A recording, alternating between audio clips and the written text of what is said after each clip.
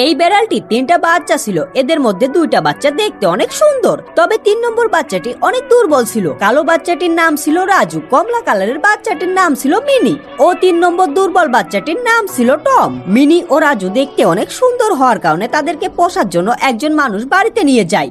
এদিকে টম দুর্বল ও দেখতে তেমন ভালো নয়, এজন্য তাকে কেউই বাড়িতে নিয়ে যায় না।